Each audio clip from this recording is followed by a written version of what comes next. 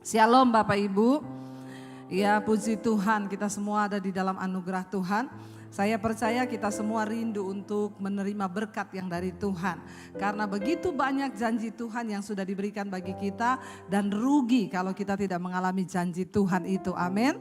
Nah, tema firman Tuhan hari ini masih di dalam bulan ini, ya, bagaimana kita ini hidup memiliki karakter Kristus, dan hari ini tentang menjadi orang yang jujur, ya. Jujur ini kelihatannya mudah tapi susah, ya, karena tolak ukurnya jujur itu siapa yang tahu? Kita dengan Tuhan, hati kita dengan Tuhan. Orang boleh melihat kita semua baik, kita jujur, tetapi yang tahu sebenarnya adalah kita dan Tuhan. Nah, saudara, mari kita lihat bersama Amsal pasal yang ke-11 ayat yang ke-11. Apa kata firman Tuhan kalau kita ini menjadi orang yang jujur, ya? Amsal 11 ayat yang ke-11, baca sama-sama 1, 2, 3. Berkat orang jujur memperkembangkan kota, tetapi mulut orang fasik meruntuhkannya. Katakan amin. Ya, kita perlu berdoa juga buat bangsa ini, saudara, supaya kepemerintahan di bangsa ini berdiri orang-orang jujur. Kenapa? Karena berkat orang jujur itu memperkembangkan kota. Bagaimana hidup kita bisa berdampak bagi kota waktu kita ini menjadi orang yang jujur, ya. Jadi dikatakan tuh berkat orang jujur. Berarti sebagai orang jujur itu ada berkatnya loh. Katakan amin. Ya, berkat orang jujur itu memperkembangkan kota, tetapi ya kelakuan orang fasik, mulut orang fasik itu meruntuhkannya. Makanya saya tidak pernah berhenti berdoa, Tuhan berkati bangsa Indonesia, murnikan bangsa ini, lembaga-lembaga negara, mulai dari Bapak Presiden, bahkan TNI, Polri, biar semua dimurnikan, saudara. Kenapa? Karena kalau ada orang jujur di dalam kepemerintahan di bangsa kita, maka akan berkembang bangsa ini, akan berkembang kota, ya. Tetapi kalau yang ada di atas itu semua orang fasik, maka jangankan berkembang, yang ada runtuh, kata firman Tuhan. Demikian di dalam rumah tangga kita. Suami-suami, kalau engkau menjadi suami yang jujur, maka rumah tanggamu itu berkembang. Katakan. Istri-istri, kalau engkau menjadi istri yang jujur, maka rumah tanggamu juga berkembang. Ya, kalau dalam hal uang jujur apa enggak? Ini dulu kita mulai dari yang terkecil dan yang paling utama di dalam keluarga. Ayo bapak-bapak dan ibu-ibu, sudah saling jujur enggak hal keuangan? Tatap mata saya. Ya, kalau kita enggak bisa jujur dalam hal ini, percuma, enggak bisa kita bicara yang lain dulu. Dimulai dari yang terkecil ini dulu, masalah keuangan. Ya, tapi semua jemaat di sini sudah tahu, saya sudah mengajarkan. Ibu-ibu, bapak-bapak, suami-suami, suami istri itu saling tahu PIN ATM. Nggak ada yang amin. Supaya nanti kalau salah satu mati nggak repot. Ya, saya sudah bilang kan dulu, ada suami mati mendadak, istrinya nggak ngerti nomor PIN ATM suaminya. Jadi bingung mau beli peti, nggak bisa, pinjam uang sama orang. Tunggu dulu, panggil petugas, notaris, urus dulu, baru kasih tahu PIN, baru bisa dibuka ATM-nya. Ini menjadi pelajaran bagi kita. Kita nggak bisa bicara kejujuran yang lebih lebar. Kalau dalam hal keuangan saja, kita nggak bisa jujur. Ibu-ibu tolong jangan jadi istri yang pintar cari uang. Uang suami disimpan di mana, dicari sampai kata suami, saya tuh susah bu nikah sama istri saya, pintar cari uang. Saya selipin di kaos kaki, dia ketemu itu uang. Di rak juga dia ketemu, memang istri saya itu pintar cari uang. Tapi di sini tidak, kita mau jujur. Kenapa? Berkat orang jujur memperkembangkan rumah tangga. Kalau kita hidup jujur, usaha kita diberkati Tuhan loh. Ya, asal kita mau jujur. Orang Kristen harus jujur. Dalam hal pajak juga harus. Haleluya. Supaya hidup itu gak deg-degan, jujur itu enak. Tapi kalau simpan-simpan bohong itu gak enak. Oke, kita akan belajar dari salah satu tokoh di Alkitab. Kalau kita ini jujur, apa yang kita dapatkan? Banyak ya, yang jujur itu Yusuf, Ayub, kita lihat semua yang jujur-jujur. Tapi hari ini saya mau ambil tentang salah satu orang raja yang terkenal jujur di Israel. Dari 2 Tawarik pasal 31 ayat yang ke-20 dan ayat 21. 2 Tawarik pasal 31 ayat 20 dan ayat 21. Ya, dikatakan di sana, baca sama-sama 1 2 3. Demikianlah perbuatan Hizkia di seluruh Yehuda. Ia melakukan apa yang baik, apa yang jujur dan apa yang benar di hadapan Tuhan Allahnya. Ayat 21 dikatakan di sana. Ya, dalam setiap usaha yang dimulainya untuk pelayanannya terhadap rumah Allah dan untuk pelaksanaan Taurat dan perintah Allah, ia mencari Allahnya. Semuanya dilakukannya dengan segenap hati sehingga apa? Segala usahanya berhasil. Siapa mau berhasil? Katakan jujur. Ya, jujur. Alkitab berkata Hizkia seorang raja yang melakukan segala sesuatu itu dengan baik, dengan kejujuran. Bahkan setiap kali dia melakukan apapun, dikatakan di sana, dia meminta petunjuk Allah. Dan karena itu Tuhan membuat semua yang dilakukan, segala usahanya itu berhasil.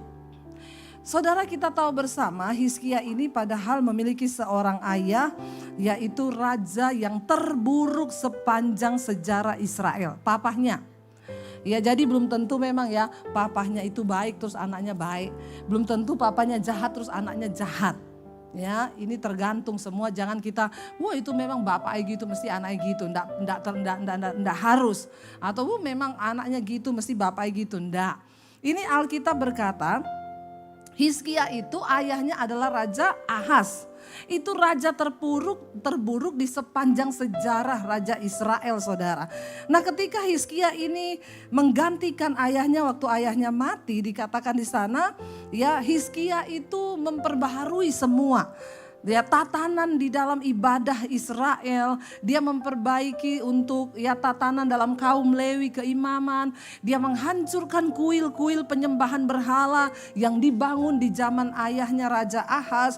Dia kemudian ya memulai kembali pemerintahannya dengan sungguh-sungguh pemerintahan yang jujur dan takut akan Tuhan. Dan Tuhan membuat pemerintahan Hizkia itu berhasil. Ya, kita tahu kalau saudara yang pernah ke Israel, ya ada terowongan yang dibangun di bawah kota Daud, itu Hizkia Tunnel. Itu dibangun oleh Raja Hizkia, saudara. Ya, ketika Yerusalem akan diserbu, dia membuat satu terowongan air yang tembusannya sampai ke Siloam. Kalau mau pergi ke situ nanti ikut saya ke Israel. Ya, kemarin kita sempat ke sana, yang ikut saya kita turun sampai di terowongan yang dibangun oleh Raja Hizkia. Dia membangun terowongan itu, saudara, ya kita jalan tuh hampir 45 menit dengan air selutut, turun berapa kilo di bawah kota Daud. Itu salah satu keberhasilan Raja Hizkia di zaman itu loh, dia membuat terowongan di gunung batu. Di tengah-tengah batu dia bikin terowongan supaya ada air mengalir ya ke Yerusalem. Dan Yerusalem tidak mengalami kekeringan. Kenapa dia membangun sebuah, mungkin kalau sekarang kontraktor sekarang juga belum tentu berhasil loh. Tapi itu pada zaman itu loh, belum ada traktor, belum ada peralatan yang canggih. Tapi Hizkia berhasil membangunnya. Kenapa? Karena pekerjaannya disertai Tuhan. Sehingga dia menjadi berkat buat kota Yerusalem. Bukan hanya bagi keluarganya loh. Hizkia menjadi berkat, dan benar tadi Alkitab berkata, berkat orang jujur itu memperkembangkan kota. Lewat apa yang dibangun Hizkia, Yerusalem bisa menikmati air. Zaman itu kenapa terjadi perang? Bahkan sampai hari ini di negara-negara gurun pasir itu terjadi perang, yang diperebutkan cuma zat cair, air dan minyak. Itu aja, saudara. Air itu sulit di sana, sehingga ya pada zaman itu membuat sebuah terowongan dan Tuhan bikin ada airnya. Itu luar biasa kalau kita lihat. Tapi kenapa kita tahu sekarang dikatakan di sana, dalam setiap usaha yang dimulainya untuk pelayanannya terhadap rumah Allah, terhadap pelaksanaan Taurat dan perintah Allah, ia mencari Tuhan.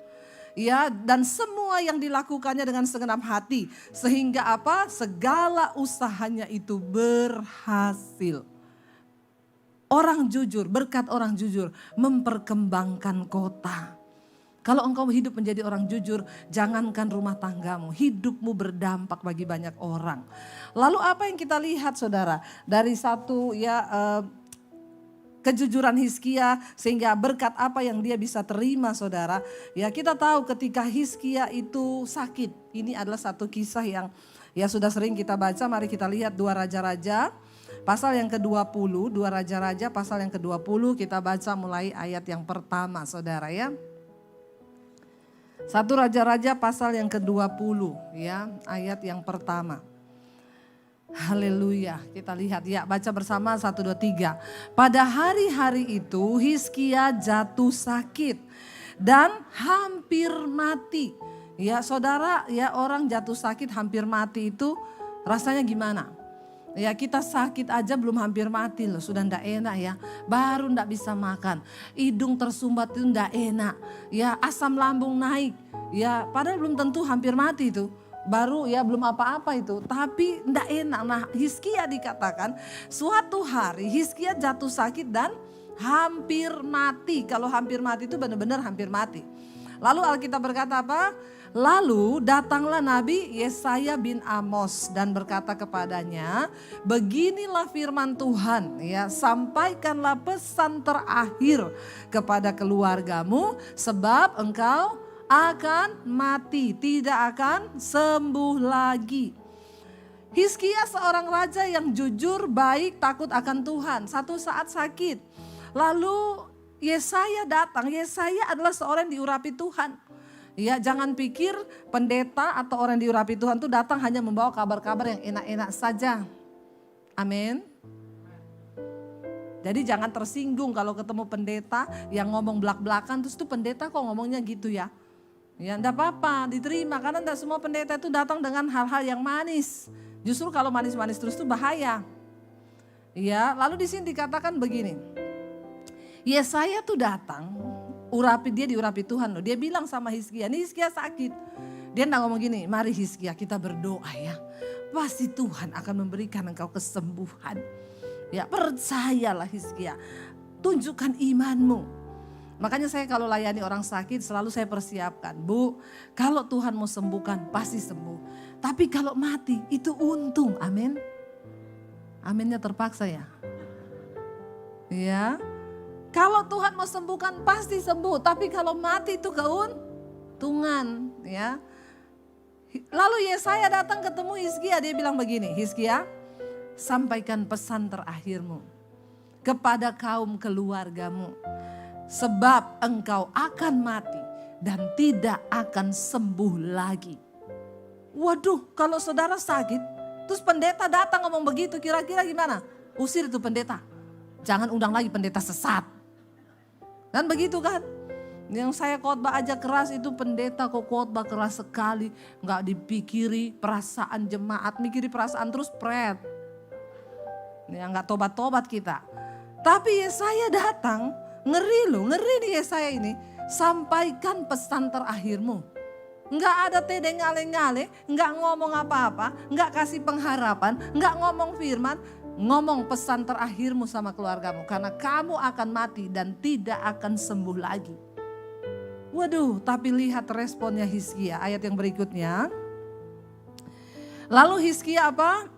Memalingkan mukanya ke arah dinding, bukan karena kepahitan sama Yesaya, bukan karena kecewa dengan Yesaya, dia membalikan mukanya ke dinding dan ia berdoa kepada Tuhan. Kita tahu bersama zaman itu dia ngomong tuh gak sembarangan.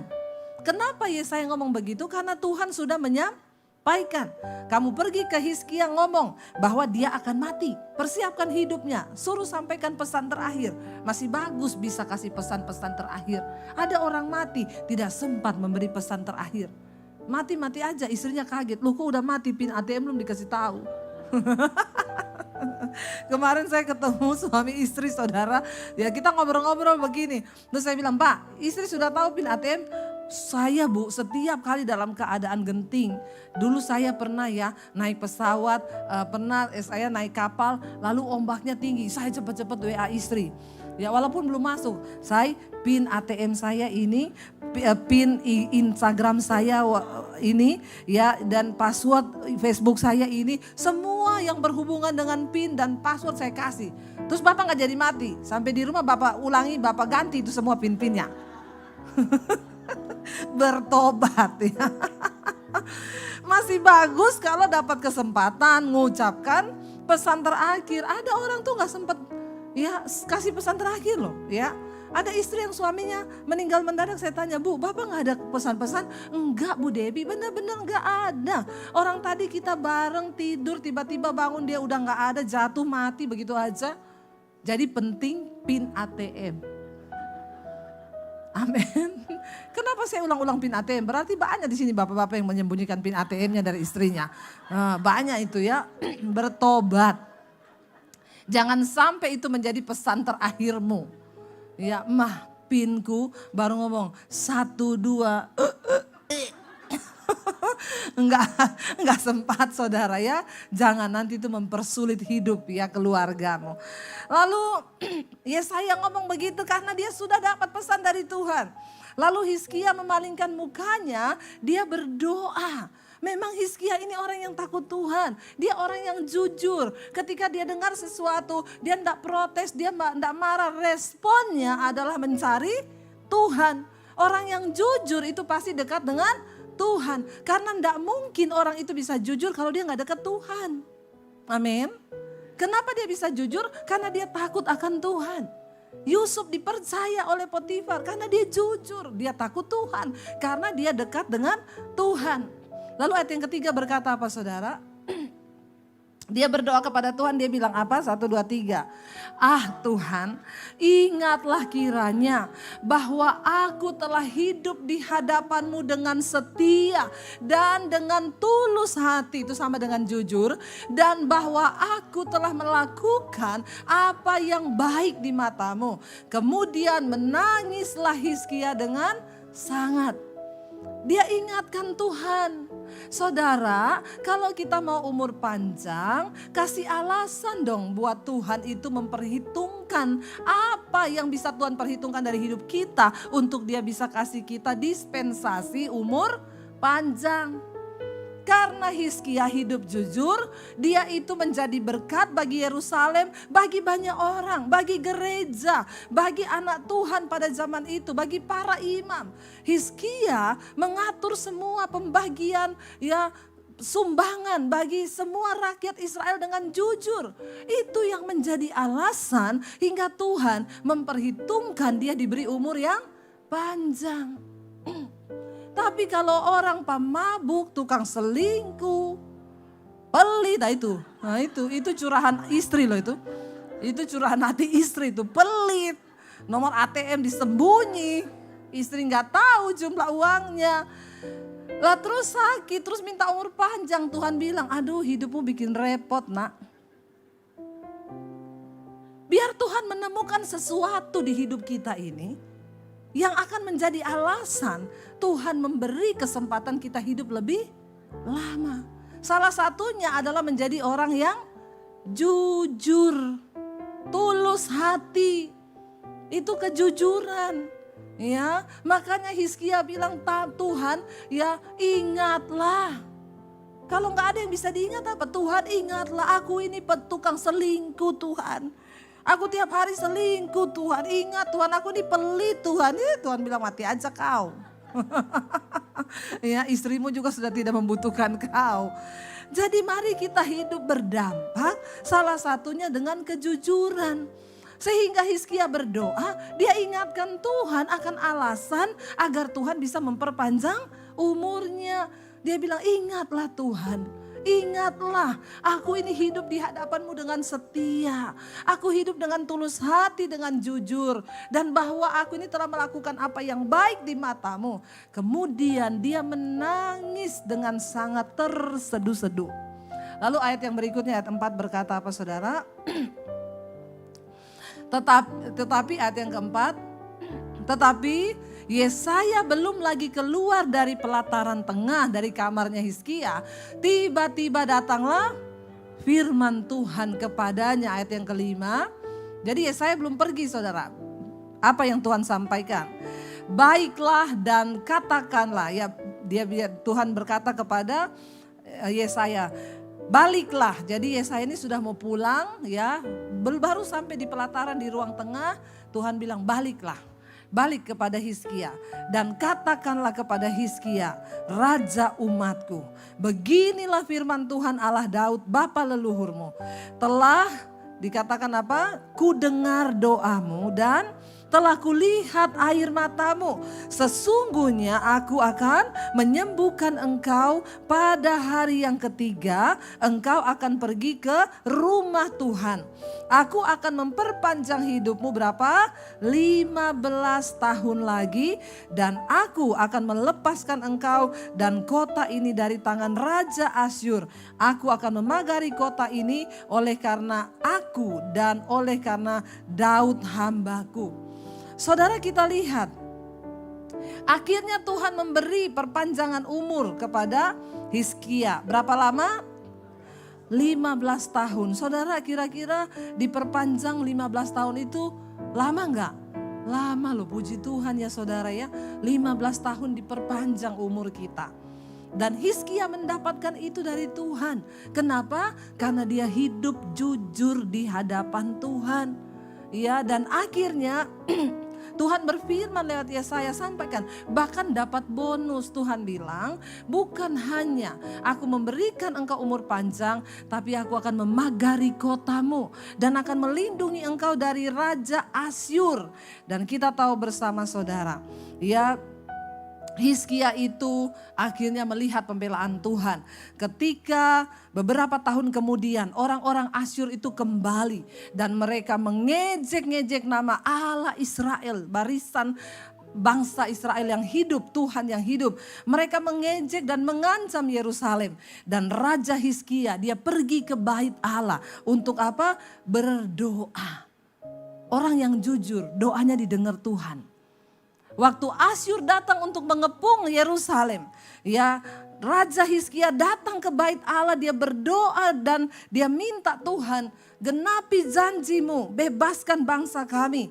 Dan akhirnya Nabi Yesaya datang dan berkata saudara kepada dia, ini Yesaya berkata, ya Allah telah mendengar doamu. Dan pada malam yang sama ketika Hizkia berdoa, malaikat Tuhan membunuh 185.000 prajurit di kem Asyur. 185.000 prajurit mati. Siapa yang bunuh? Malaikat. Wow enggak? Wow loh, saya sampai berkeringat loh. Wow banget. Wow, dahsyat enggak saudara? Malam yang sama waktu Hizkia berdoa, Tuhan mendengar doa seorang yang jujur. Tuhan mendengar teriakan orang yang jujur. Dan apa yang terjadi? 185.000 prajurit Asyur mati tewas di kem mereka sendiri. Belum berperang, Tuhan bunuh habis. Nggak tahu cara matinya bagaimana, tapi malaikat membunuh. Tiba-tiba mati saudara. Dan akhirnya prajurit Asyur mereka menjadi ketakutan. Bahkan Raja Sanherib pada waktu itu langsung memerintahkan semua prajurit mundur ke Niniwe. Dan mereka akhirnya berkemah di sana. Saudara, menjadi orang yang jujur itu berkatnya luar biasa. Amin. Pertempuran apa yang sedang engkau jalani hari-hari ini di depanmu? Mungkin engkau sedang menangis karena keadaan keuangan. Engkau sedang menangis karena ada pertempuran Asyur di depan mengalami sakit penyakit yang hebat. Mungkin Asyur hari ini di depanmu adalah suamimu yang belum bertobat. Tetaplah jadi orang yang jujur. Jangan pernah memilih hidup dalam dosa. Jangan pernah memilih hidup dalam kebohongan. Karena orang yang jujur, yang pertama dia pasti takut akan Tuhan. Orang yang jujur yang kedua dia pasti hidup dalam kekudusan. Dia jujur di hadapan Allah. Apalagi di depan manusia. Hai para suami, kalau engkau di depan istrimu saja tidak jujur, maka tidak mungkin doamu itu didengar oleh Tuhan. Hai ibu-ibu, kalau di depan suami saja engkau tidak jujur, maka enggak mungkin engkau jujur di hadapan Allah. Sebab Tuhan kita adalah Tuhan yang melihat hati. Amin. Karena itu hari ini saya cuma mau bilang, percuma engkau berjelil lelah dengan segala usaha di tahun ini. Kalau engkau tidak sertai dengan pertobatan, hidup dalam kejujuran dan kekudusan, engkau tidak akan pernah melihat kemenangan demi kemenangan Tuhan berikan. Tetapi orang yang jujur, kemenangan itu akan diraihnya. Ini terbukti dengan Raja Hizkia. Dia menjadi orang yang mengembangkan kota Yerusalem begitu luar biasa. Dia pulihkan kembali ya kuil-kuil penyembahan berhala, dia robohkan. Dia membawa bangsa ini kembali datang kepada Tuhan. Dan Yerusalem diberkati Tuhan. Bahkan saat itu dipagari oleh Allah. Kenapa? Karena ada seorang raja yang jujur dan hidup takut akan Tuhan. Saya percaya jadilah orang-orang yang diperhitungkan Tuhan di tengah rumah tanggamu. Mungkin engkau berkata, saya punya orang tua belum bertobat Bu Debbie. Tidak apa-apa, jadilah engkau menjadi orang yang jujur dalam keluarga. Sehingga engkau menjadi orang yang diperhitungkan Tuhan bagi keluargamu. Mungkin engkau berkata, anakku belum bertobat Bu. Jadilah engkau orang yang jujur. Karena imanmu, Tuhan perhitungkan anak-anakmu sehingga dia bertobat. Kemarin ada seorang ibu datang kepada saya, Bu Debbie, saya mau berterima kasih kepada ibu. Beberapa bulan lalu saya meminta ibu berdoa buat anak saya. Dan saya ingat banget pesan ibu, Bu, jangan tawar hati. Lihat pada Yesus, tetap berdoa buat anakmu. Satu saat Tuhan yang akan menjamah anakmu. Ibu stop, berhenti ngomong karena dia akan memberontak, dia marah dengan berbagai alasan. Ibu duduk di kaki Tuhan dan ibu tetap menjadi orang benar. Kemarin dia ketemu saya di mesbah doa, Bu, saya mau berterima kasih Bu Debbie. Kenapa? Benar Bu, sekarang anak saya bertobat, kemarin minta dibaptis, menyerahkan hidupnya kepada Tuhan. Wow saudara, ya saya bilang iya Bu, kenapa? Karena Tuhan memperhitungkan iman ibu. Ibu yang berdiri menjadi orang yang diperhitungkan Tuhan bagi anak-anakmu sehingga mereka bisa bertobat. Saudara, berkat orang jujur memperkembangkan kota. Berkat orang jujur memperkembangkan rumah tangga. Kalau engkau hidup jujur, bisnismu itu berkembang. Semua yang engkau lakukan berkembang. Saya melihat apa yang Tuhan buat dalam hidupku itu luar biasa. Bagaimana berkat-berkat Tuhan itu mengalir semua. Apa yang saya buat rasanya gak ada pergumulan saudara. Bangun sekolah misi sekarang sudah berjalan. Ya, dan terus berjalan. Tidak ada kekurangan dana, bahkan sudah dicukupi semuanya sampai penuh melimpah-limpah.